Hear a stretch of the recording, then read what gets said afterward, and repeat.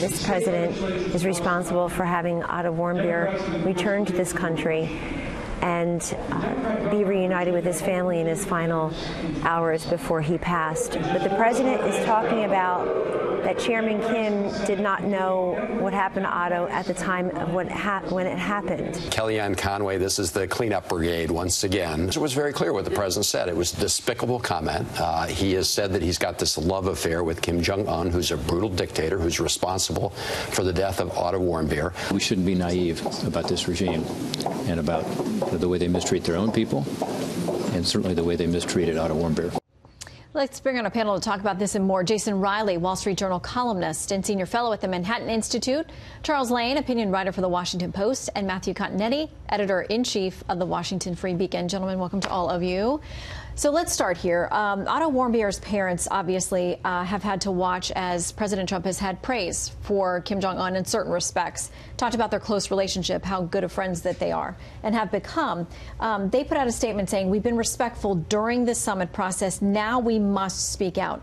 Kim and his evil regime are responsible for the death of our son, Otto. Kim and his evil regime are responsible for unimaginable cruelty and inhumanity. No excuses or lavish praise can change that. Jason.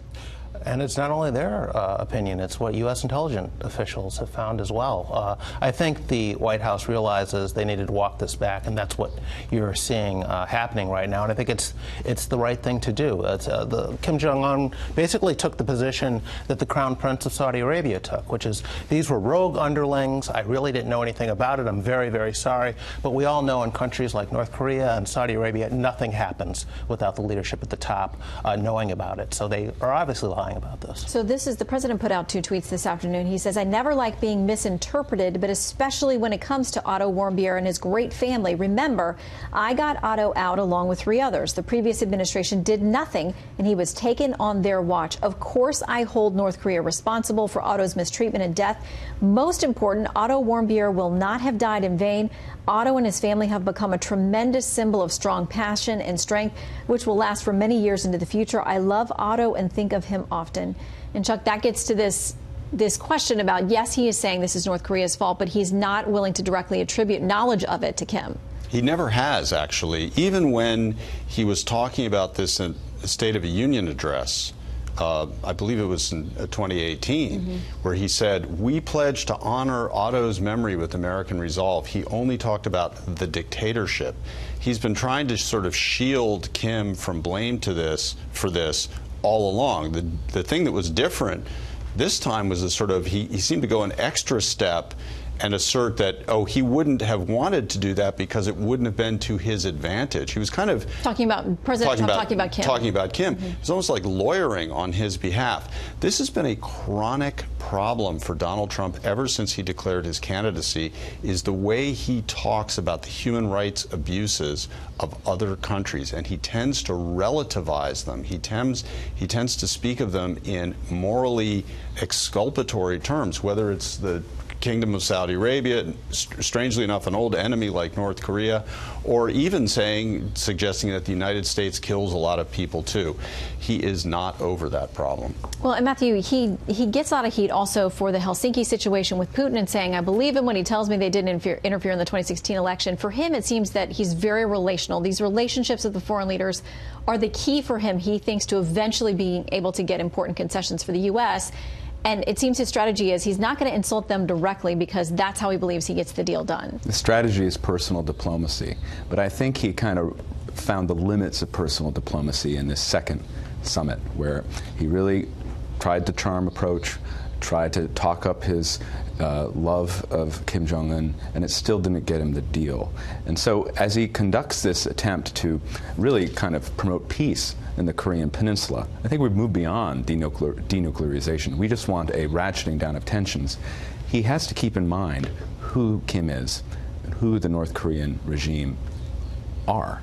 And they are the world's most chronic and terrible violators of human rights. Okay, that's just one hot point for the issue for the president this week, because the contrast to his efforts in North Korea was, of course, Michael Cohen being here on Capitol Hill, again, behind closed doors and in public as well. We want to get some reaction from both sides of the aisle in the House. I think we all feel it was a very productive interview today. where he was able to shed light on a lot of issues that are very core to our investigation, and we were able to drill down in great detail. The Democrats' intention is for this investigation to go through 2020 into the next election. There's no question about it. And if they don't find evidence of collusion, which they haven't, or obstruction, which they haven't, then they'll look for something else. And that something else may be the president's tax returns, because Mike Emanuel just reported moments ago, forwarding something from a spokesperson for Nancy Pelosi, the Speaker of the House, saying that they'll do everything necessary, including litigation, whatever they have to do to get to the president's tax returns. Here's part of it. Improprieties and the lack of transparency around them, referring to the president, give the House legitimate legislative oversight and legal reasons to review the president's tax returns. They go on to talk about getting those. They say we'll take all necessary steps, including litigation, if we have to get them, Jason. The Democrats now control more than 24 committees with oversight responsibility, and they are just getting started. They are coming after tax returns. They are coming after the Trump family, the Trump business, the Trump Foundation. They are setting the groundwork here for impeachment. That is the ultimate goal, and these investigations are not about really finding anything new. It's about volume. How many can we go with here, keep them running right through the election? That is the goal, and I think that the president and the administration is going to be in a defensive crouch from now until 2020 because of it. Chuck, is this about, though, embarrassing the president? Because we know there's not going to be a line on the tax report or tax return that says $500,000 from Vladimir Putin. I mean, that's not going to be there. But are they trying to go after him with respect to his assets and his bragging about how well he's done and how successful he is financially? I got to believe that if these tax returns reflected extremely well on him, he would have put them into the public domain. He has had this strange aversion to doing what every other presidential candidate and president has done in the past. He is unlike any other. No, having been a businessman, no question, and I'm sure the return is a stack this high. Still, he long ago, a normal president would have revealed them, and so there's got to be something in there that he doesn't want people to see. And, you know, sooner or later, maybe we will see it. I tend to slightly disagree with Jason. I'm not sure impeachment is the Democrats' endgame here. I think, to the contrary, I think in some ways this is a substitute for impeachment. This is a situation where they have so much to work with. They can keep it going all the way through, as Mr. Stewart said, all the way through 2020. If you can block re-election quickly, Matthew. Congress is a nuisance. The real danger is the Southern District of New York. Yeah, that's going to be a lot of headache, probably for the president. We'll talk about that as well.